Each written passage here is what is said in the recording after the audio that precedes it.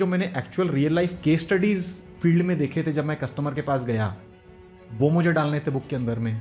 So for that I isolated my self in a hotel for 3 days, phone switched off, all my food in the hotel room. I entered the hotel room thinking कि अब मैं जब book खत्म करूंगा तो ही मैं checkout करूंगा hotel से. जब मैं कॉलेज में था तो 3rd ईयर के एंड में मेरा प्लेसमेंट हो गया था. I was placed in the US already.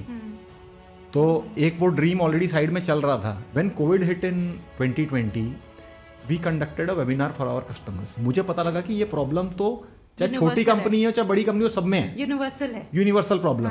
People do they really require mentorship? How does it help them in their life? In my perspective, mentor is somebody who has already been through the journey that you want to undertake.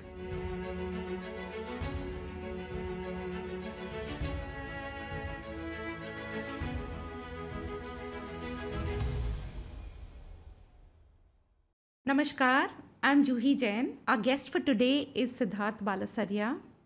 He is a passionate entrepreneur, seasoned entrepreneur. He's been running his company for more than 20 years now. Siddharth is a voracious reader and an avid traveler. He has traveled about 21 countries.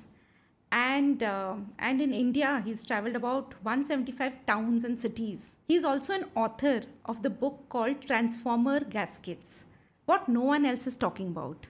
It's first of its kind in the industry. Today's conversation is a must watch for all aspiring entrepreneurs, established entrepreneurs. We are going to get a lot of golden nuggets from today's conversations. There are golden nuggets of inspiration. There are moments of clarity. So it's really a beautiful one. Stay tuned till the end. There are lots of takeaways. Welcome, Siddharth, to the podcast Golden Nuggets. How are you feeling today? I'm feeling great. This is my first podcast and I'm really excited about it. Thank you for calling me over, Juhi. I know you expressed the excitement over the message. Siddharth, you've had a long entrepreneurial journey. So why don't we start by you telling us कैसे शुरुआत हुई, कहाँ से शुरुआत हुई, a little background about your education. Okay. So अगर मैं अपनी entrepreneurship journey के बारे में बताऊँ तो I would say that I am an accidental entrepreneur. अच्छा. During my school days, when I was in class 9, 10 up to my 12th standard, it was a time when India was really doing great in the .com bubble. So it was a time of the Infosys and the Wipros of the world. And at that time, because I had chosen science as my stream, I was very keen on getting into the computer science. And I had this dream of doing my engineering, getting into a good company, moving to US, and then probably having an MBA degree from there, and then settling there. So that was an American dream that I was actually having originally. But eventually, मेरे parents का मेरे father का business था. He contracted cancer when I was in last final year of my college. Oh, I'm so sorry. And being the eldest son in the family, it came upon me. मैं भी just college pass out कर रहा था. मेरा जो brother है वो मुझसे 4 साल छोटा है, तो he was still in the last phase of schooling. So it came upon मी कि भाई किसी ना किसी को तो बिजनेस देखना पड़ेगा, because that was a business which my father had build for almost 25-30 years. He started this business right from his college days. Wow. So somebody had to come into the business and look after the business. So that is how my entrepreneurship journey started. On 15th of May 2005, I wrote my final paper of engineering in my 4th year. 16th of May or 17th of May, I was sitting in my Calcutta office with the business in my hand, with a business which my father had developed for almost 25-30 years. He was pretty sick, तो वो office नहीं आ पाते थे. वो घर से ही मुझे maximum guidance देते थे, because he was in almost last stages of his cancer. And there I was sitting in the office, not knowing what a debit and a credit is, trying to handle a trading business which was into an electrical industry, completely unrelated. But it was a challenge जो मुझे लेना था ही. There was no option out of it. मतलब आपके लिए I would say double triple वो हो गया, because straight out of college कितने ड्रीम्स होते हैं, पहली बात. सेकेंडली सबसे बड़ा धक्का तो to see that your dad going through cancer, and then just the emotional feeling and the emotional pain, and then feeling lost कि अब क्या होगा, कितना fear से गुजरा होगा वो समय आपका. वो समय फियर से ज़्यादा ये था कि मेरे सामने इतनी सारी चीज़ें थी करने की कि मेरे पास में फियर का टाइम ही नहीं था. बिकॉज फर्स्ट ऑफ ऑल जब मैं कॉलेज में था तो थर्ड ईयर के एंड में मेरा प्लेसमेंट हो गया था. I was placed in the US already.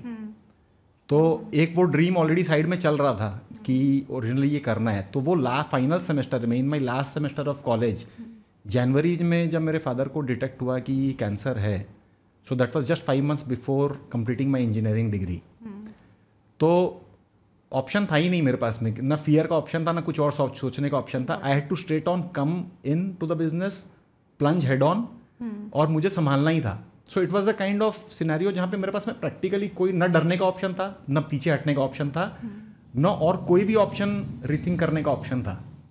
तो मैं ऐसा बोलूँगा कि ठीक है, on terms of the emotional side मेरे फादर के साइड से जो चैलेंज था हेल्थ वाला, वो एक चैलेंज था. वो पूरे फैमिली के साथ में मिलके हम लोग उसको ओवरकम करने की जितनी हो सकती थी हम लोग कोशिश कर रहे थे. We were showing him to doctors in Mumbai, the best of the doctors in Calcutta. So that process was going on. But as far as work was concerned, I used to be in my office and I used to slog for almost 12 to 14 hours every day. Understanding things and all of that. Everything. But was it a financially stable company at that time? It was a financially stable company. Our companies have always been debt free. So that was not a burden at all. And how about the culture, the team, like जो पापा को report करते थे, वो लोग मतलब आपको accept करना? हाँ, तो वो टीम बहुत पुरानी टीम थी. Because most of the members in the team were more than 12 to 15 years old. So they have been in the company through thick and thin. So उनको नहीं लगा अब नया बच्चा आ रहा है, ये क्या हाँ, इनफैक्ट मैं ये बोलूँगा कि through out my entrepreneurship journey people have supported me in every stage and phase of life, starting from the time when I entered the Calcutta office. वहाँ पर मैं अकाउंटेंट के साथ बैठ के अकाउंट सीखा. मेरी कोई फॉर्मल एडुकेशन नहीं थी अकाउंट्स की, मेरी कोई फॉर्मल एडुकेशन नहीं थी सेल्स एंड मार्केटिंग की. वहाँ पर जो सेल्स एंड मार्केटिंग देखते थे उनके साथ में मार्केट में जा के कस्टमर से मीटिंग करके मैंने सेल्स एंड मार्केटिंग सीखी है. सो प्रैक्टिकली आप ये बोल सकते हो कि जो एक फॉर्मल एडुकेशन में 5 से 6 साल में लोग BBA MBA करके सीखते हैं, वो सब मुझे सीखना पड़ा 4 से 5 महीने के अंदर में. So I learn operations from the people who are handling operations. जो मार्केटिंग सेल्स हैंडल करते थे उनसे वो सीखा, फाइनेंस वालों से फाइनेंस सीखा. बैंकिंग क्या होता है, मुझे बैंकिंग के बारे में कोई नॉलेज नहीं था, बैंकिंग भी मैंने सीखा. So I learn everything on the go. And the team accepted me I think more because of my dedication, क्योंकि उनको ये दिखता था कि हाँ ये बंदा है और इसमें डेडिकेशन है. बिकॉज इवेंचुअली जब फादर मेरे बिजनेस देखते थे तो टीम को भी तो एक डर था कि अगर फादर को कुछ होगा तो what will happen to the company. Correct. So they were also looking to nurture a leader from the family. Correct. जो कि आगे टीम को लीड कर सके. And you must have shown that sort of obviously you said the dedication and you must have earned that respect. So I think that respect majorly came out of dedication. क्योंकि चीज़ें तो मैंने उन्हीं से सीखी सारी. And पापा का कैसा रहा फिर उन दिनों? So he was there with us for another 5-6 months. He finally expired in the month of November. Oh my God. और उस समय मेरे साथ में एक और चीज़ ये था कि बिकॉज मैं अपने पूरे घर में सबसे बड़ा लड़का था. So we are 6 siblings. मेरे 2 अंकल हैं, उनके भी 2 बच्चे हैं, मेरे फादर के भी 2 बच्चे. तो we are 6 of us. We were all in a joint family. और मैं सबसे बड़ा था.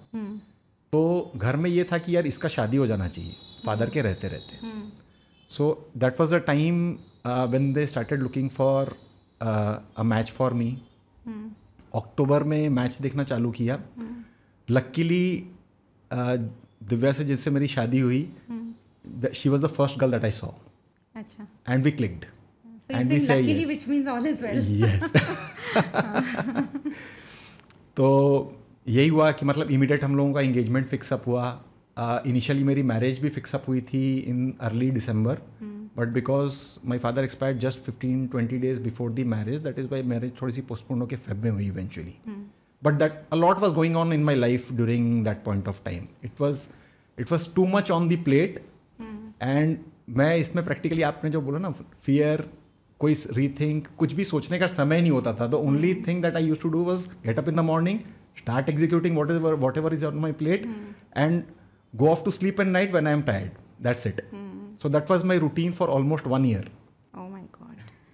But now when you look back into your journey, आप अगर देखते हो तो रिग्रेट कभी होता है? मतलब obviously situations are like that, but मन में आता है यार ये किया होता या ऐसे किया होता तो things would have been. Not exactly. Initially ज़रूर होता था, क्योंकि जो बिजनेस एनवायरनमेंट इंडिया के अंदर में है और जो ड्रीम्स मैंने देखे थे वो कम्प्लीटली डिफरेंट थे.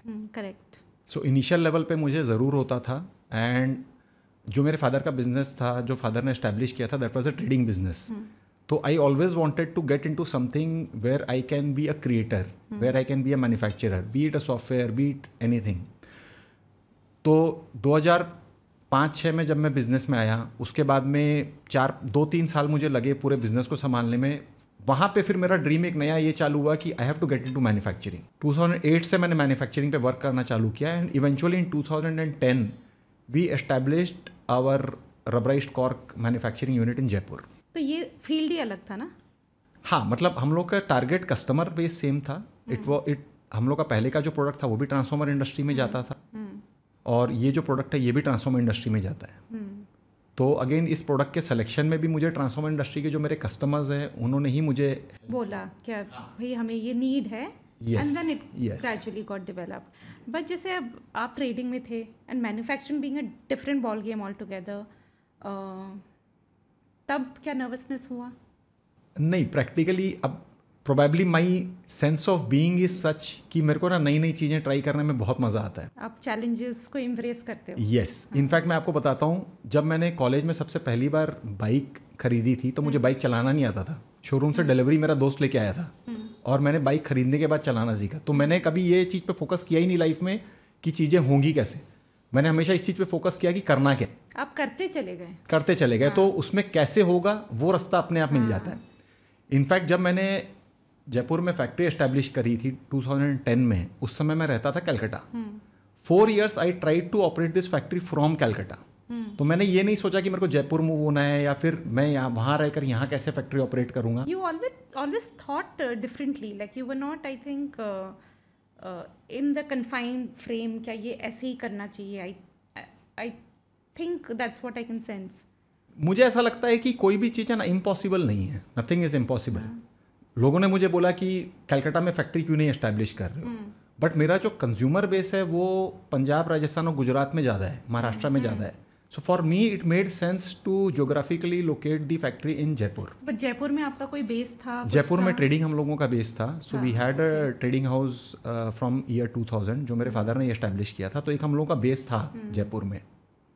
तो बट अगेन उस समय लोगों ने बोला कि फैक्ट्री ऑपरेट करना इतनी दूर से बहुत चैलेंज होगा, कैसे ऑपरेट करोगे.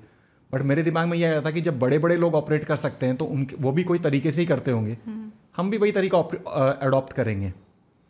सो from 2010 to 2014 I ran my factory sitting in Calcutta. I used to travel almost every month to Jaipur.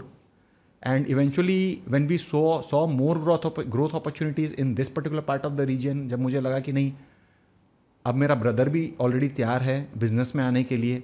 पीछे से कलकत्ता का बिजनेस हाँ, so he is in the same business. He handles the entire Calcutta operations now. तो जब वो भी तैयार हो गया, मुझे लगा कि नहीं अब यहाँ पे अपने को ग्रोथ अपॉर्चुनिटी पे कैपिटलाइज करना चाहिए. देन मैं, मेरी वाइफ और उस समय तक मेरे 2 बच्चे थे, we move to Jaipur in March of 2014. Very nice. So Siddharth, जैसे आपकी लीडरशिप स्टाइल को आप how would you describe your leadership style and how has it changed over the years? So initially to begin with, how was it, and now what is it? मेरा leadership style है ना, it has always been delegative. I have never micro manage things.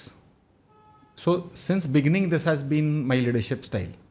क्योंकि मुझको ऐसा लगता है कि हर जने को हर कुछ ये बताना ज़रूरी नहीं कि काम कैसे होना चाहिए.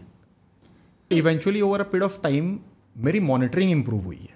बट ये जैसे आप बोल रहे हो डेलीगेटिव लीडरशिप स्टाइल है आपकी, did you contract it from somewhere? Like dad ऐसे हुआ करते थे, मॉम ऐसे हुआ करते थे, because delegation is one very great skill. Like most people struggle with that in entrepreneurship. ये आते ही तो a lot of things are solved for. So you had risk taking ability and delegative leadership style. So ये कैसे कहाँ से आया? मेरे ख्याल से ये परिस्थितियों से आया है जो भी, क्योंकि जैसे मैंने आपको बताया ना स्टार्टिंग में, there has always been a lot of things on my plate. तो अगर मैं चीज़ों को खुद करने के लिए उतरता ना, तो मैं कभी भी कोई भी चीज़ इंप्लीमेंट, ना तो मैं बिजनेस में इंप्लीमेंट कर पाता, ना मैं फैमिली में कुछ भी कर पाता, ना मैं अपने पर्सनल एस्पिरेशंस कहीं पर भी फुलफिल कर पाता. इस पूरी जर्नी में मैंने अपने पर्सनल एस्पिरेशंस कहीं नहीं छोड़ा. I love travelling, so I have kept on travelling India, I have kept on travelling the world, because that is. हाँ, तो अब ये चीज़ें मैं तभी कर सकता हूँ जब मैं चीज़ों को डेलीगेट करूँ. बट डेलीगेट आप कर रहे हो, विच मीन्स आप बोल रहे हो कि ये नेचुरली परिस्थिति है, आप बोल रहे हो, लेकिन ऐसा नहीं होता है Siddharth. A lot of people can not delegate the way you are saying कि मैं डेलीगेट करता है, विच मीन्स आप ट्रस्ट भी बहुत करते हो लोगों को, प्रोसेस को, लोगों को बेसिकली, बिकॉज डेलीगेट मीन्स आप you trust the person in hand and you सौंप देते हो आप फिर. तो that is true. I trust people a lot. और मुझको, मैं ये मानता हूँ कि लोग अंदर से हमेशा अच्छे ही होते हैं. एंड इट इज समटाइम्स की परिस्थितियों के कारण उनको कुछ ऐसा करना पड़ता है जिसके कारण हमको ऐसा लगता है कि हम वो लोग सही नहीं है. So I have always been empathetic. अगर कोई कुछ नहीं कर पा रहा तो मैं हमेशा ये कोशिश करता हूँ देखने की कि वो क्यों नहीं कर पा रहा, रैदर देन स्किल. ऐसी परिस्थितियाँ जनरली ज़्यादा मिलती हैं. आपने ना शुरू में एक स्टेटमेंट कहा था कि मेरे को तो हमेशा अच्छे लोग ही मिलते चले गए. सो आई टेल यू सिद्धार्थ, मुझे लगता है कि जो बीज आपके अंदर है कि आपको लगता है सब लोग अच्छे ही होते हैं जनरली, तो जब आप उस स्पेस से ऑपरेट करते हो, नेचुरली आप ऐसे लोगों को अट्रैक्ट करते हो जो नेचुरली अच्छे हैं. अच्छे होते भी हैं लोग, but you give them chance to, I think, counsel and talk to them. I am also a people's person, तो I keep on talking to people a lot. मतलब even in my factory, even in my office, मैं कभी भी अपने office में खाली बैठ के काम नहीं कर सकता. मैं ऑफिस जाता ही तभी हूँ जब मुझे लोगों के साथ में काम होता है. Otherwise I don't need to go to the office. I can sit and work from anywhere, probably from the luxury of my own room in my house. एक मैं आपको एग्जाम्पल देता हूँ. जैसे हम लोग जब किसी को हायर करते हैं तो for me it is very important कि वो बंदा कितनी दूर से आएगा, क्योंकि हो सकता है उसमें सारे स्किल हों, सब कुछ हों, लेकिन अगर वो रोज 25 किलोमीटर ट्रैवल करके आ रहा है तो इवेंचुअली उसके लिए परफॉर्म करना बहुत डिफिकल्ट है, क्योंकि उसकी पूरी एनर्जी तो आने और जाने में लग जाएगी. कभी अगर वेदर प्रॉपर नहीं हुआ तो भी वो नहीं पहुंच सकता, और फिर इवेंचुअली या तो वर्क सफ़र करेगा. तो हम लोग ये चीज़ हमेशा देखते हैं, जैसे कि वो बंदा पास रहे फैक्ट्री के या वर्क एरिया के पास रहे. तो इस तरीके से मतलब लोगों के साथ में डिस्कशन, लोगों के साथ में interaction has always been something which I have kept on doing. So Siddharth, what core values guide you as a decision maker in your organization? In terms of values or core values, I would say the first and the most important value for me is integrity. So when I say integrity, it means alignment of your thoughts, what we say or what any person says, and the alignment of their actions with it. तो ये सबसे पहला core value है. और हम लोग अपने team member या इवन अगर जब मैं अपना कस्टमर भी चूज़ करता हूँ तो हमारे लिए ये कोर वैल्यूज़ बहुत इंपॉर्टेंट है. चूज़ करते हो कस्टमर? यस. सो बेसिकली क्या होता है कि हमने ये देखा, हम लोगों का ना इटरेटिव बिजनेस है. तो इट्स नॉट लाइक दैट कि हम ना एक सिंगल ट्रांजैक्शन हमने कस्टमर के साथ में किया और वो बिजनेस कंप्लीट हो गया. It's not like that. We act more hand in hand with each and every customer of ours. उनको कहीं पे कोई प्रॉब्लम आती है, so it's not only the product that we sell, we also give them solutions. कि अगर उनको कहीं पे कोई चैलेंज आ रहा है, अगर मेरे प्रोडक्ट से नॉन रिलेटेड भी चैलेंज है अगर इंडस्ट्री में, तो हम लोगों की पूरी कंपनी इंक्लूडिंग मी पूरी कोशिश करते हैं कि उसका चैलेंज सॉल्व हो जाए. Got it. सो अब ये चीज़ तभी पॉसिबल हो सकता है किसी कस्टमर के साथ में जब हमारे और कस्टमर के वैल्यूज़ मैच होते हैं. क्योंकि हम लोग ट्रांजैक्शनल उसमें बिलीव नहीं करते. क्योंकि अगर इटरेटिव कस्टमर है तो मेरे को तो उस कस्टमर के साथ में लाइफ लॉन्ग रहना है. So our customer retention ratio over last 25 years is 97.4%. Oh, which is great. Yes. But Siddharth, आपका जैसे टिकट साइज क्या होता है? एक जो ट्रांजैक्शन होती है, क्या टिकट साइज होते हैं? Approximately 2.5 से 3 लाख रुपए का एक invoice. Got it. And every customer buys from us almost you can say once a month or twice a month sometimes. Wow. तो इसीलिए वो कस्टमर चूज करना हमारे लिए बहुत इंपॉर्टेंट है, क्योंकि अगर कस्टमर सही नहीं होगा तो हमारे प्रोडक्शन प्रोसेस डिसरप्ट होंगे, हमारे फाइनेंशियल प्रोसेस डिसरप्ट होंगे, और इवेंचुअली ना वो सुखी रह पाएगा ना हम सुखी रह पाएंगे। हाँ, बट ये शुरुआत में तो नहीं हुई होगी ना, ये तो ओवर शुरुआत में नहीं होता, शुरुआत में नहीं होता ऑब्वियसली। शुरुआत में ये कैसे कहाँ से समझ आई कि कस्टमर को भी चूज़ करते हैं, और जो आप बोल रहे हो कि इवन एम्प्लॉयज़ को आप जैसे देखते हो, तो ये कैसे क्या बिल्ड हुआ, थोड़ा सा इस पे थोड़ा। ये जो अगेन करते करते ही हुआ, मतलब जैसे जब हमने फैक्ट्री चालू करी उस समय सबसे पहला ऑब्जेक्टिव ये था कि हमको मटेरियल सेल करना है एज मच एज पॉसिबल। तो हमने सबको सेल करना चालू किया। इवेंचुअली हमको समझ में आया जब हमने सेल करना चालू किया कि भाई इस कुछ कस्टमर के साथ हमारा लंबा नहीं चलने वाला, या कुछ कस्टमर के साथ हमारा लंबा चलेगा। कुछ जगह पर हमको स्लाइटली चेंज होना पड़ा कस्टमर के रिक्वायरमेंट के हिसाब से, but eventually it was all a part of the journey. कुछ कस्टमर हमको बोल के छोड़ने पड़े, तो मैं खुद जाके उनसे हाथ जोड़ के मैंने बोला कि सर आपका मेरा हमारा नहीं चल सकता, क्योंकि आपकी एक्सपेक्टेशन और हमारी एक्सपेक्टेशन दोनों में अलाइनमेंट नहीं है। जैसे हमारे ट्रेड में बहुत बार ऐसा केस होता है कि कस्टमर प्रोडक्ट कुछ और मांगता है, सर्टिफिकेशन कुछ और मांगता है, which is not again value system. we never do it. अब उसमें बहुत बार ऐसा भी होता है कि नुकसान, बहुत फायदे का सौदा भी होता है वो, तो फायदे का सौदा नहीं लेना भी एक तरीके का नुकसान है। बट उस केस में हमने हमेशा अपना कोर वैल्यू को ऊपर रखा कि हम ये काम नहीं करेंगे, this is against our core value of integrity. तो हमारे लिए कोर वैल्यू ये बहुत ज़्यादा ज़रूरी है। आपका जैसे ये सारा चीज़ जाना है, ऐसे everything looks so positive, so what is, there must be challenges of course on a regular basis. कैसे चैलेंजेस से आपको डर लगता है? कब आप सिद्धार्थ बालासरिया कब फियर में आते हैं? ये क्वेश्चन को आंसर करना बहुत डिफिकल्ट है, क्योंकि मैंने कभी इसको इस पर्सपेक्टिव से सोचा ही नहीं कि फियर क्या चीज़ से लगता है। मेरे ख्याल से ना, मैं अपने फैमिली से बहुत ज़्यादा इमोशनली कनेक्टेड हूँ। फैमिली और even to a large extent to few of my close friends. उनके लाइफ में कुछ सही नहीं चलता होता ना, मेरे लिए सबसे बड़ा फियर का प्रॉब्लम वही होता है, क्योंकि मेरे को फियर उन चीज़ों से होता है जहाँ पर things are not in my control. अगर फैमिली मेम्बर के साथ कुछ ऐसा हो रहा है या उनके परिस्थितियाँ ऐसी है जहाँ पे मैं हेल्पलेस हूँ, मैं हेल्प नहीं कर पा रहा, so that is a part of fear for me. Business में मुझे फियर नहीं लगता, क्योंकि बिजनेस में मुझे हमेशा ऐसा लगता है कि अगर कोई चैलेंज है, it's only a matter of figuring it out. And I am again lucky to be surrounded with so many good people, जिसके लिए मैं कभी भी एडवाइस के लिए जा सकता हूँ। I have got good mentors, I have got good group of friends around me, जिनके पास मैं एडवाइस के लिए अगर जाऊँ तो हमेशा मुझे एक न्यूट्रल एडवाइस ही मिलेगा, जहाँ पे कहीं किसी का, उनका खुद का कोई पक्षपात नहीं होगा, या उनका कहीं पे वेस्टेड इंटरेस्ट नहीं होगा उनका। Correct. So I am blessed to have such people in my life. इसलिए मेरे को बिजनेस के चैलेंजेस से तो बिल्कुल भी डर नहीं लगता है। एंड ऑल्सो आई थिंक आपने टाइम पे अपने आप को बहुत ब्रश्ड अप रखा है, like you were a part of JCI and you were a part of toast masters. तो थोड़ा इनके बारे में बताइए, JCI के बारे में एंड टोस्ट मास्टर्स के बारे में। What has your journey with these been? पहले तो ये बताइए JCI है क्या, you know viewers would. Okay, so JCI is Junior Chamber International. It is an international NGO which is based out of the US. उनका जो काफ़ी सारे कंट्रीज़ में उनका विंग है। They are the only organisation which is represented in the United Nations. तो ये UNSDG जो गोल्स हैं उसके ऊपर में काम करते हैं, और इनके काफ़ी सारे अलग अलग एस्पेक्ट्स और पिलर्स हैं जो कि डाउन द लाइन आते हैं, पहले कंट्री लेवल पे, फिर जोनल लेवल पे, एंड इवेंचुअली चैप्टर लेवल पे। So I have been a part of one of the chapters called JCI Jaipur Oasis. I have been a member, then secretary, and eventually the president in 2018 of that chapter. Okay, and you're still a part of it? I am still a part of it. How many years in that organization? So now almost 10 years now. So I joined in 2015, so 9 years. How has it shaped you? How has JCI shaped you? It has given me a lot of friends in Jaipur. Okay. Good friends. Okay. So kind of friends whom we get in college. Okay. जो कि एक बाद की journey में, या मैं उस समय 30s में था जब मैं यहाँ शिफ्ट हुआ, उस एज ग्रुप में ऐसे फ्रेंड्स मिलना बहुत डिफिकल्ट है। So that is something what JCI has given me.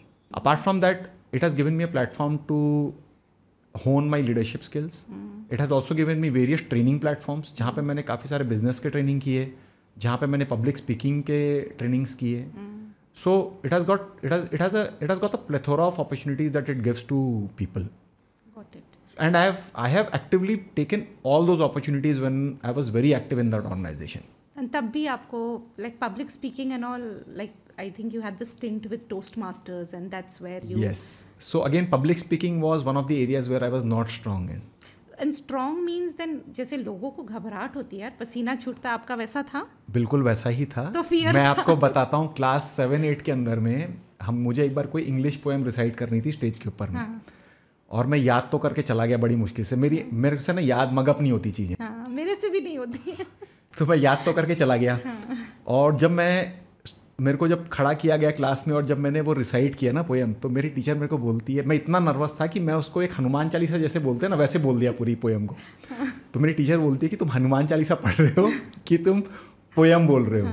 So this was a nervousness that I had during my school days.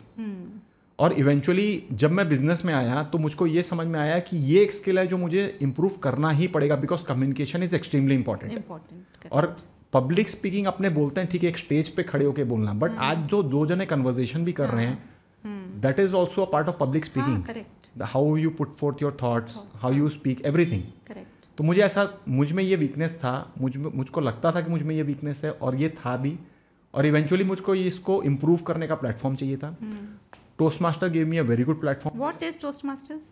So Toastmaster International is again an US-based organization founded in 1924 जो public speaking के ऊपर में work करता है। तो उनका single line objective है, it works in form of clubs.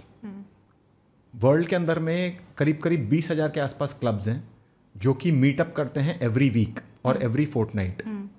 और उस क्लब के जो मेंबर्स होते हैं, बहुत स्ट्रक्चर्ड मीटिंग होती है जिसके अंदर में पब्लिक स्पीकिंग की अपॉर्चुनिटीज मिलती है हर मेंबर को। So every member gets a public speaking opportunity in almost every meeting.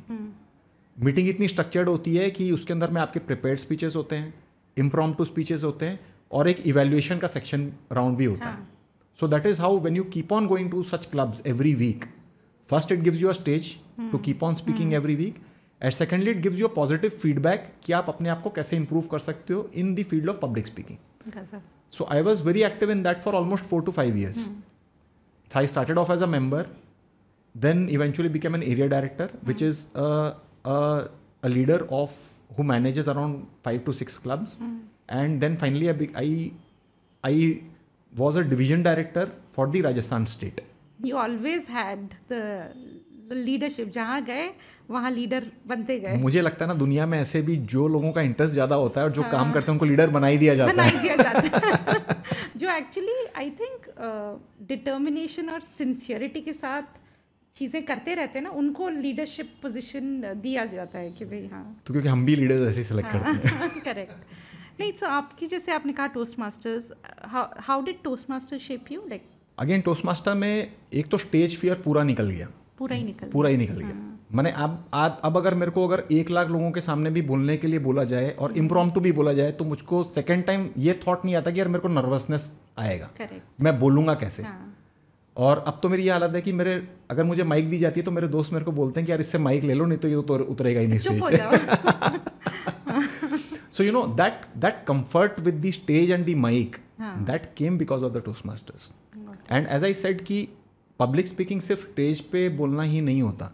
आप जो कन्वर्जेशन कर रहे हो, अगर आज मैं अपने टीम के साथ में मीटिंग भी कर रहा हूँ, उस मीटिंग रूम में अगर 5 जने हैं तो मेरे को कैसे कम्युनिकेट करना है, मेरे को अपनी बातें कैसे बोलनी है, even how to give a positive constructive feedback, that also was very well taught up in Toastmasters, I would say. So probably reframing of sentences and restructuring. I would even say to the extent of reframing your thoughts. Oh, अच्छा. Yes. Because आज आप किसी को बोलते हो कि आप गलत हो, ये एक तरीका है बोलने का, और आप बोलते हो कि आप शायद इस काम को इस तरीके से करोगे तो और अच्छा रहेगा। वो उसमें ना मैंने भी एक्सपीरियंस किया है, उसमें सामने वाला ओपन अप हो जाता है, वेर जैसे ही आप बोलते हो आप गलत हो एंड उनको अटैक लगता है। सो वो फ्लाइट फ्रीज एंड फाइट वाला मोड होता है ना, वो उनमें से कुछ एक तो स्टार्ट हो जाता है। I think I once remember Siddharth, you mentioned very casually, we were talking about business and you mentioned to me that मेरे यहाँ fire broke out and you were शायद लाइक आपके यहाँ, and you were travelling that time. So if you could tell me something about that incident के you know how you enabled your team and you know they were all by themselves and you said मैं तो नहीं आने वाला हूँ भाई। ये incident कुछ ऐसा हुआ था कि कोई फायर हुआ था फैक्ट्री के अंदर में, और अब यही है कि मेरी टीम को मैंने ये बोल रखा है कि अगर मैं बाहर ट्रैवल कर रहा हूँ, सो until unless it is extreme, it is such a matter कि आपको मेरे फ़ोन करने से और मेरे इंटरवेंशन से कोई बेनिफिट होने वाला है, तब तो आप मुझे फ़ोन करो, नहीं तो फ़ोन करने की रिक्वायरमेंट नहीं है ना, because you know what to do.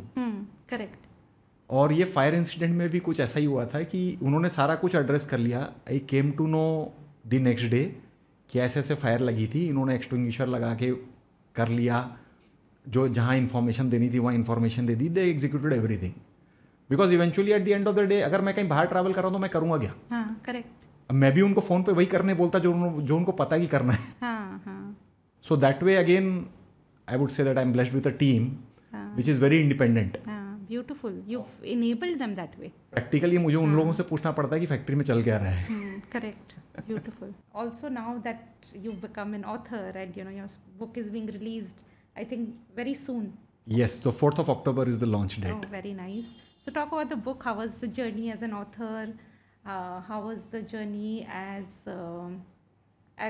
putting yourself out, in the book and writing? So it's a very, very experiential journey, and I want you to talk about that.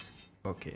So basically ये book journey जो था, ये इसकी शुरुआत है ना, probably मैंने जब फैक्ट्री लगाई थी ऑलमोस्ट एज सबकॉन्शियस लेवल वहीं से शुरू हो गया था।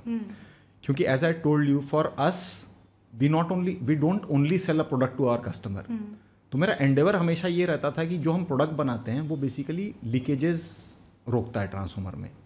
सो it's a gasketing product that we started off with. Correct.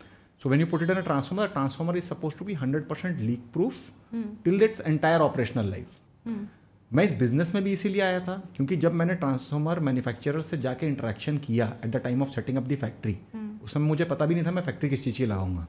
तो मैंने उनको पूछा कि कौन सा ऐसा मटेरियल है जिसमें आपको सबसे ज़्यादा चैलेंज आता है, या कौन सा ऐसा मटेरियल है जिसकी आप चाहते हैं कि क्वालिटी इंप्रूव हो, तो आप लोगों की ट्रांसफॉर्मर की क्वालिटी इंप्रूव होगी। तो by several meetings I came to know कि this is transformer gaskets is one area where they are facing a lot of challenge. And there's no solution, is it? No, there are manufacturers who are making it, but consistency in those days was a big issue. माने हमने भी इस product की trading करी है, जब मैं कलकत्ता रहता था तब हमने भी ट्रेडिंग करी है। 2-4 लॉट मटेरियल सही आता था, फिर कुछ ना कुछ मटेरियल में कंप्लेन आती थी। और in terms of the end product जहाँ पर ये यूज़ होता है, उस एंड प्रोडक्ट के वैल्यू के अंदर में ये 0.2% है, 0.2% of the total end product value, and in some cases even lesser than that. Got it. But उस एक 0.2% वैल्यू के प्रोडक्ट के पीछे में पूरे एंड प्रोडक्ट की इमेज खराब हो जाती है और वो एंड प्रोडक्ट की परफॉर्मेंस ड्रॉप हो जाती है। तो it is a very critical product. तो जब मैंने फैक्ट्री लगाई तो पहला एंडेवर यही था कि मैं मटेरियल ऐसा बनाऊं जो सबसे पहले इस सोल्यूशन को दे मार्केट में। जब मटेरियल बनाना चालू किया तो ये समझ में आया कि कंज्यूमर का जो उसे लगा रहा है उसका एडुकेशन बहुत जरूरी है, क्योंकि लोगों को पता ही नहीं लगाना क्या है। Got it. So it started from there. I had traveled the length and breadth of India, visiting several factories, जहाँ मेरा कभी कोई ऐसा सेल्स पिच नहीं होता था कि मेरा मटेरियल लो। हमारा सबसे ज़्यादा यही होता था कि कस्टमर को एडुकेट करना कि आप कहीं से भी लीजिए, उससे फ़र्क नहीं पड़ता हमें, but at least you should know what you are putting in, why you are facing the challenge and how you can address that challenge. So this journey started from 2010 और in various forms, in form of going and conducting workshop at customers' place, in form of giving them some written write-ups about several things. ये मेरी journey 2018-19 तक चलती रही। Eventually इसी चीज़ के पीछे पीछे काफ़ी हम लोगों का मटेरियल डेवलप हो गया कंपनी के अंदर में, which was all about addressing customer problems. When COVID hit in 2020, we conducted a webinar for our customers on how to make the electrical transformers leak proof. कितने कस्टमर बेस नंबर? So अभी हम लोगों का करीब 1000 से 1200 का customer base है who buy from us every month. Very nice. It's like that. तो जब हमने वेबिनार किया तो मेरा जूम का अकाउंट था 100 अटेंडीज़ का। जब रजिस्ट्रेशन आने चालू किए तो मेरे को उसको वेबिनार मोड में अपडेट करना पड़ा क्योंकि इतनी ज़्यादा रजिस्ट्रेशन आ गए थे।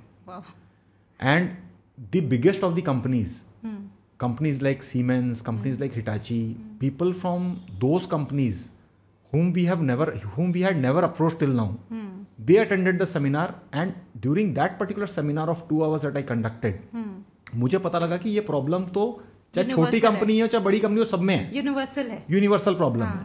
और 2 घंटे का सेमिनार इतना ज़्यादा एंगेजिंग था कि वो इवेंचुअली 2 घंटा लोगों को टाइम दिया हुआ था बोल के मुझे टाइम आउट करना पड़ा. क्वेश्चन सभी भी लोगों के ख़त्म नहीं हुए थे. तो कुछ इंस्पिरेशन वहाँ से मिला कि जब सबकी प्रॉब्लम सेम है और सबके चैलेंजेस सेम है, तो क्या हम लोग कॉमन चैलेंजेस को किसी भी तरीके से डॉक्यूमेंट कर सकते हैं क्या. एंड वहाँ से मेरे दिमाग में ये थॉट आया है कि why not put it in form of a book. So this is how the book writing journey started. So I would say that 2018-19 से लेकर टिल लास्ट 4-5 months मेरे पास में 70% of the book material was already developed in various forms. I had several newsletters out in on LinkedIn which had kept on sending to my customers. बहुत सारा हम लोगों का marketing material था.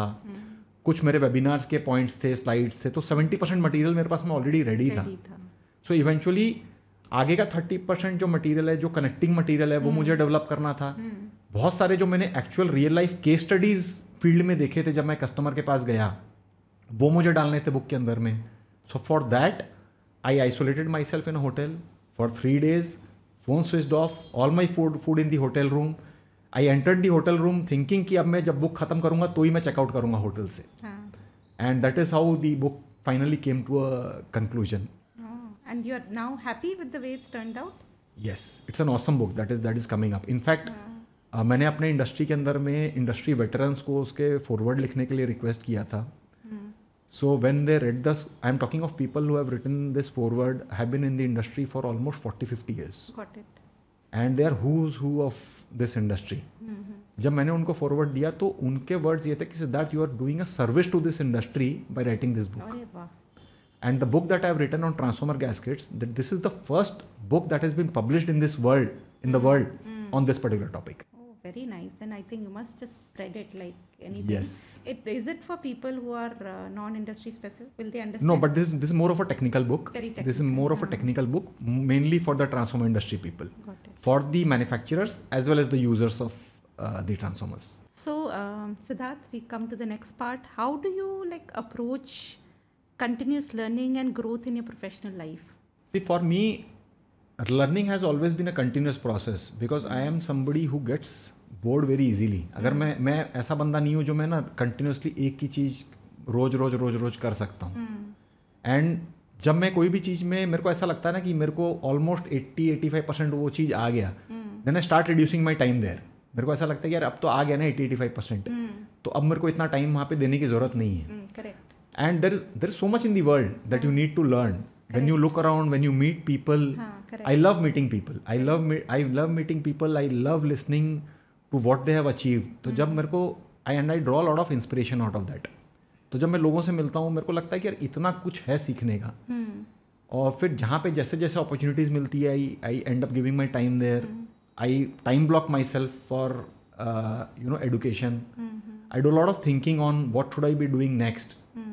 And when I say of education and improvement, that goes on in almost every aspect of my life, like not only in terms of work but also in the personal growth space, the health space.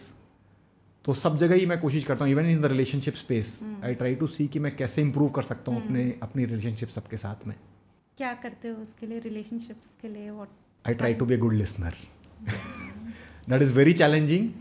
That was very challenging initially because I am a person who loves to talk. हाँ, मेरे को ऐसा लगता है कि listening is a skill जो मैंने develop किया है. एंड listening डेवलप करने से मेरे रिलेशंस इम्प्रूव हुए हैं क्योंकि मैं लोगों को और बेटर समझ पाता हूँ, उनकी परिस्थितियाँ और बेटर समझ पाता हूँ और ज़्यादा एब्जॉर्ब कर पाता हूँ. बट जैसे like entrepreneurs, they say that it's a very lonely journey which you've not had because you've had friends and mentors. I think you reach out very easily to people, right? That's been your skill. तो आपका head space खाली रहता है क्या सिद्धार्थ? जैसे बच्चों के साथ, बीवी के साथ, when you go home, normally बहुत सारी चीज़ें चल रही होती है, तो you've had that head space to listen and to be present. एक तो हो रहा है कि अपन वो सोच रहे हैं कि अपन सुन रहे हैं, but to be present to the conversation, how would you? Yes. That is absolutely there. तो मेरे साथ ये होता है कि जब मैं ऑफिस से वापस घर आता हूँ ना, उसके बाद में practically I stop thinking about the office. I stop thinking about my work. तो इवेंचुअली फ़ोन को चार्जिंग में रूम में लगा देता हूँ. वो बजता भी तो आधे बार तो मेरे को सुनता भी नहीं है. And sometimes it even becomes difficult for my friends to reach me out, so eventually they end up calling on my wife's mobile. Very nice. But this, since how long have you been doing this? So see, again वही वाली बात है कि ये improvement gradually आया. जब मैं Jaipur shift हुआ था तो लाइफ वॉज लिटिल हेक्टिक, क्योंकि अगेन पूरे मैन्युफैक्चरिंग का सेटअप उस समय चल ही रहा था. We were in the expanding mode. So 2 years were tough. I was working almost 12 hours 13 hours a day. तो उस समय मैं इतना टाइम नहीं दे पाता था घर पे भी, घर के लोगों को भी, फ्रेंड्स को भी और फैमिली को भी. करेक्ट. बट इवेंचुअली मुझे लगा कि ये सारी चीज़ें कर किसके लिए रहा हूँ. तो अगर उनको ही टाइम नहीं दूंगा और बच्चे ही अगर बड़े हो जाएंगे तो फिर डजेंट मेक एनी डिफरेंस कि मैं ये कर रहा हूँ और ना करूँ.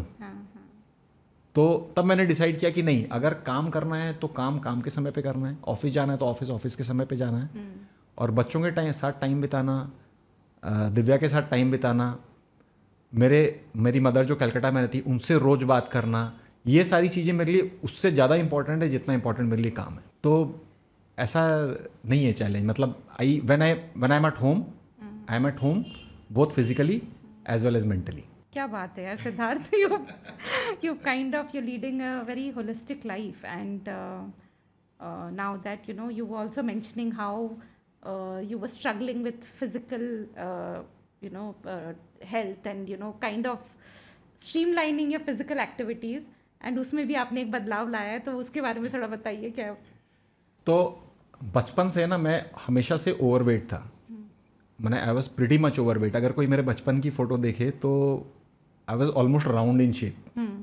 एंड लोग मुझे बोलते तो मैं ही बोलता था राउंड भी तो शेप ही होता है. So I was in that kind of thing. जब मैं कॉलेज गया तो because of some fooding challenges मेरा वेट ड्रॉप हुआ फर्स्ट ईयर के अंदर में. बट अगेन वो अडेप्ट हो गया तो वापस सेकेंड ईयर से वेट बढ़ना चालू हो गया. And by 2020, I was on an average 25 to 30 kgs overweight. Oh my God. So that is what was happening throughout my life. This was 2020. Till 2020. Till 2020, 2021. मेरे बहुत सारे लोग आसपास के मेरे फ्रेंड्स हैं जो बहुत फिटनेस एंथुजियास्ट हैं. उन्होंने भी मुझे बहुत पुश करने का कोशिश किया कि तू ये कर, तू वो कर. बट एक वो बोलते हैं ना, जब तक अंदर से आवाज़ नहीं आता तब तक वो कोई वर्क होता नहीं है. तो तब तक नहीं हो रहा था कुछ भी. 2 years back, I met somebody. मैंने जब उनकी जर्नी सुनी, he was also very highly overweight, but the way he transformed himself and the principles that he used. So I sat with him, I had a 1 hour conversation with him, और eventually तब मुझे समझ में आया कि मैं जितना tough समझ रहा हूँ उतना है ही नहीं. It is practically only a matter of discipline. मेरे साथ क्या होता था जो हर आम आदमी के साथ होता है कि मैं 5-7 मैं ना हर चीज़ों को एक्सट्रीम में करना चाहता था. मतलब जैसे खाना अगर कम किया तो अचानक से कम कर दिया तो वो 4-5 दिन तो कम होता था, बट इवेंचुअली वो क्रेविंग सस्टेनेबल नहीं होता था. एक्सरसाइज करना चालू किया तो अचानक से बहुत ज़्यादा चालू कर दिया तो वो सस्टेन नहीं होता था. महीने भर करता था, छूट जाता था. I have given annual fees of the gym thrice in my life and went there only for 1 month in all दो 3 years. तो ये सबके साथ होता है. मैंने जितने दोस्तों सबके साथ होता है, ये काम मेरे साथ भी हुआ हुआ है. तो इवेंचुअली मुझको ये समझ में आया कि I was missing out on the part कि मेरे को कुछ दिमाग लगाना ही नहीं रिजल्ट के अंदर. मुझे दिमाग लगाना है सिर्फ प्रोसेस के अंदर में. So that was the point of time also जब मैंने बाकी चीज़ों में भी ये समझा कि हर चीज़ रिजल्ट देखने की जरूरत नहीं होती, सिर्फ प्रोसेस अगर फॉलो करो, just trust the process and keep on doing it. So that is कर्म करते जाओ, फल की इच्छा मत करो. तो ये सुनने में तो बहुत बार आता था, बट प्रैक्टिकली हेल्थ के लिए वहाँ पर फर्स्ट टाइम मैंने अप्लाई करना चालू किया. तो 2 years back I started gymming.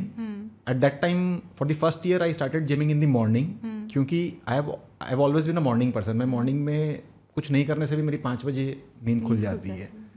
And I sleep like a baby. तो मेरा नींद हमेशा पूरा होता है, चाहे मैं 1 बजे सोऊं, 12 बजे सोऊं, 9 बजे सोऊं, 5 बजे उठता हूँ तो I am completely fresh.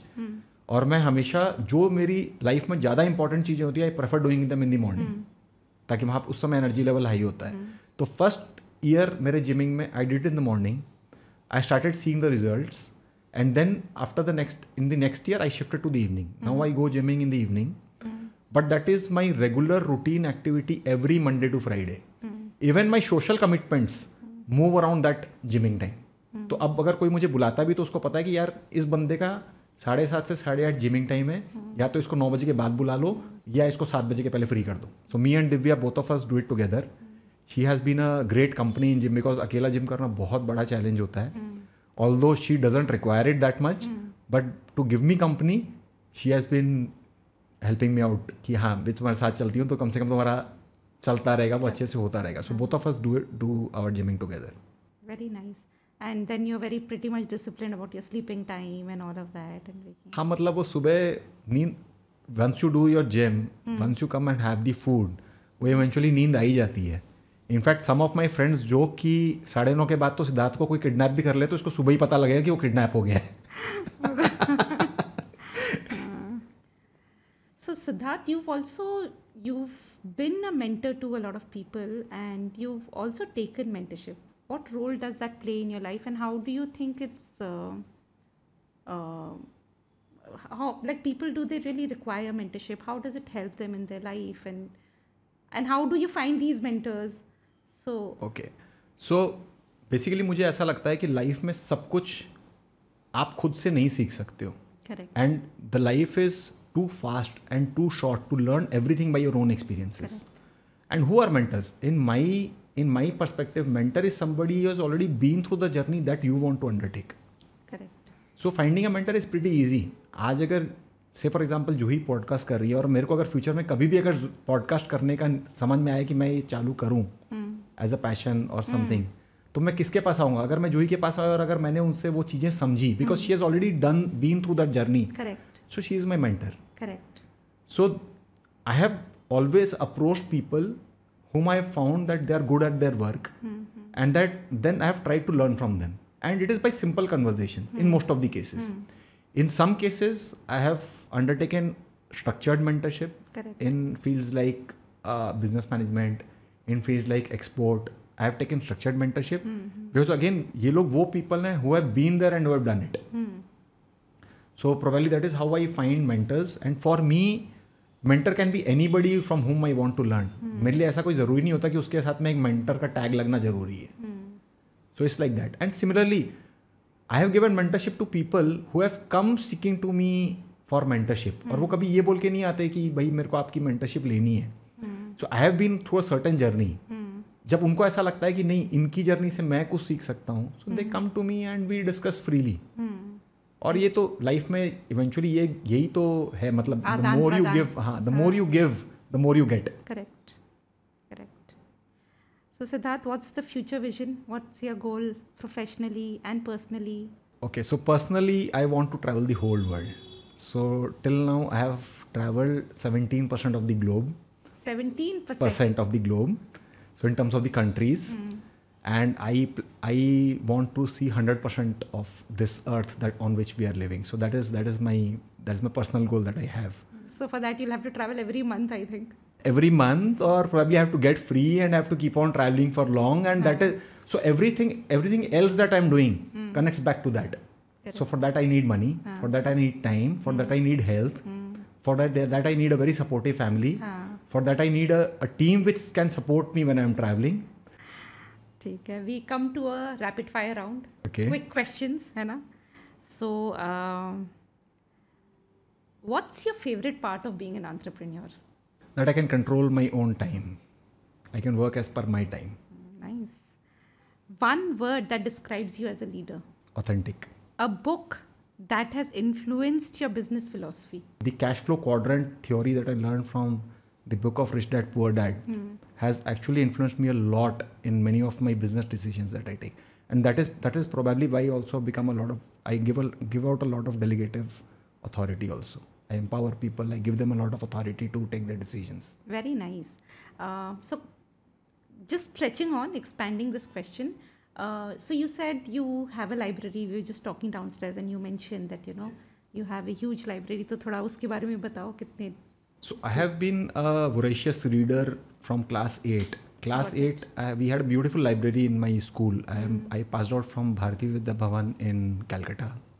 We had a beautiful library, and the library used to lend us one book every week to read. My journey of reading started in class 8. It started off with this book called Hardy Boys. Probably many of the kids would have read it. At that time, I loved reading fiction.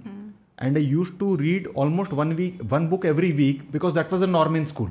कि एक week में आपको book वापस देना पड़ेगा. तो मैं वो बुक पढ़ ही लेता था, क्योंकि मुझे रहता था कि यार अगले वीक उसको वापस देना, उसके पहले पढ़ना ज़रूरी है उस बुक को. So that is how the entire journey started. शुरू में आपको पुश किया गया था रीडिंग के नहीं, प्रति? मुझे पुश नहीं किया गया था. रीडिंग somehow naturally आया था. I am very inquisitive. तो जब मैं ये डिटेक्टिव नॉवेल्स और ये सब पढ़ना मैंने चालू किया ना, तो मेरी ये इंक्विजिटिवनेस की एपिटाइट सेटिस्फाई होनी चालू हुई. And then I read Sherlock Holmes. My entire idea of getting into science stream, my entire family is from commerce background. I am the only guy in my entire family who has read science as a subject. In the school I have qualified as an engineer, so I am the only engineer in my entire family. तो ये शुरू हुआ था, इसकी जो नींव डली थी ना वो शर्लॉक होम्स से डली थी. The art and science of deduction. तो ये नींव वहीं से डली थी. तो I read that in class 8, 9, 10 like that. So that was a time when I used to read a lot of fiction. Eventually, as my taste evolved over a period of times, I got into self-help books. I got into reading a lot about the facts and the scientific aspects. I still read a lot about travel, क्योंकि travel is again one of my passions. तो मेरे घर में India में जितनी travel magazine publish होती है, 5-6 publish होती है, सारी आती है मेरे घर में. I have subscribe to all of them. And travel में आप cuisines भी enjoy करते हो? different cuisines? It's more about the culture for me. So I am not a person की जो ट्रैवल करने कहीं गया तो सिर्फ होटल में रुका और साइट सीइंग की प्लेसेस घूम के आ गया. I like to travel like a local. तो आई एंजॉय द फूड. मतलब मेरे को कोई अगर बोलता है ना कि यूरोप जाके इंडियन खाना खा लो, तो मुझे लगता है फिर यूरोप जाने की जरूरत नहीं है. And you are a vegetarian, non vegetarian? I am mostly vegetarian, but if it comes to that then I can have non veg. If you could have dinner with any entrepreneur, who would it be and why? Okay, so I would love to have dinner with Narayan Murthy as an entrepreneur, because he has been one of my role models from my days in school. Plus the way he has formed the company Infosys, with the kind of corporate governance, with the way he has scaled up the company, I would really like to learn that from him. What's your go-to activity for unwinding after a long day? Sitting with my kids, playing some games with them, talking to them, and just listening to what they have done throughout the day. So that's my biggest stress buster. One piece of advice, tip you'd give to aspiring entrepreneurs? If it comes to one piece of advice, I would say that never give up, because entrepreneurship is a journey which is full of ups and downs. In most of the times, things will not go as per what you have planned. But you should not give up in those times. In some cases, you might have to pivot from the decisions that you have already taken, be it a product, be it a service, or be it probably a way that you have been running your company. But at the end, the result is always good. So if you keep on working at your entrepreneurial journey, you will always be successful. So perseverance and the attitude of never give up is something that you require. Because entrepreneurship, I feel, is almost like planting a bamboo. It grows for several years before you can see the first shoot come out. But once the shoot comes out, it grows so fast that it's unimaginable. Yes, Siddharth, totally. And one last question. What does success mean to you? For me, success means that if I have been able to help, if I've been able to support enough people in my life that they remember me even after I am not there. For me, success is about influencing others' life in a positive way, helping out others, helping people achieve their dreams. Very nice, Siddharth. I think I really enjoyed having this conversation with you. So I would like to sum up this conversation and summarize the key takeaways for our listeners.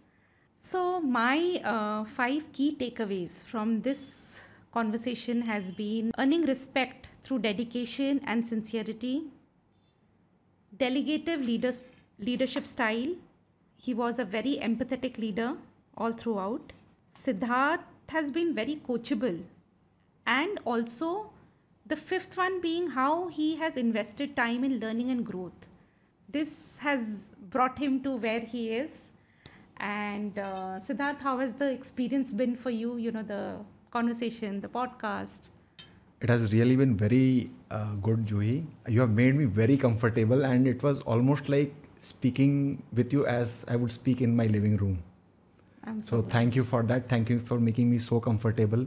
Some of the questions that you asked are very, very, very pertinent and important questions, and I am so glad that they are all going to come out to the world. Thank you. Thank you for giving me this opportunity. Thank you, Siddharth. Namaste. Thank you.